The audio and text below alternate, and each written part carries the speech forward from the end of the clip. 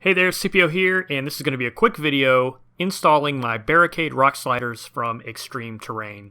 It's a pretty simple product, not a lot in the packaging, but they did come packaged fairly well to avoid any unnecessary damage during shipment.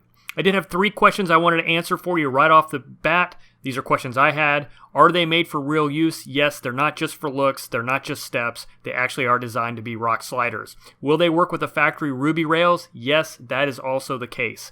And will they work with the long arm kit? That's important for me because that's what I have. And the answer is yes, with a little modification. Now, the instructions are so simple. I'm going to show them to you right here. There really are only 3 steps. Remove the body mount bolts, put in the rock sliders, and replace the body mount bolts. Now, here's those bolts there.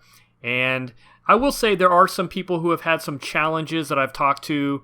One of them is actually getting the body mount bolts out, getting them loosened up to begin with, and then out. It required a little bit of tugging, and just be careful of your elbows because you will smack them on the ground if you're not careful.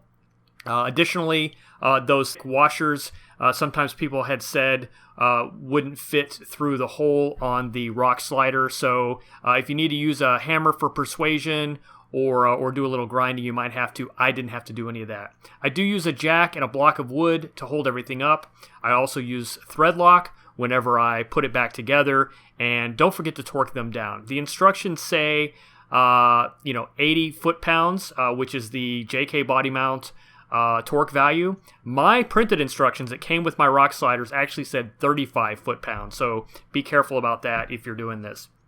It really is that simple, and it's a great addition to your JK.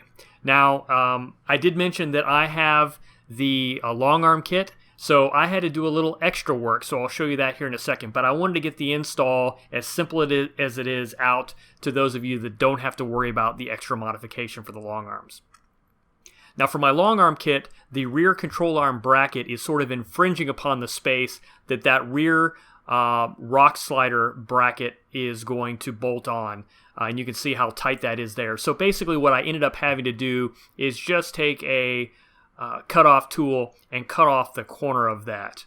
And it was pretty simple just to measure out where I needed to cut, and then of course using a cutting wheel, I cut that off. It's important to cut it so that when you reinstall it, you have plenty of room. There needs to be a gap there. It cannot rest against, even if it fits up there enough to get the bolt in, it cannot rest against any metal. Otherwise, when the body rolls and tweaks, you'll hear that metal on metal contact. But that's it. That is as simple as it gets. Thanks for watching. I'll catch you on the next one.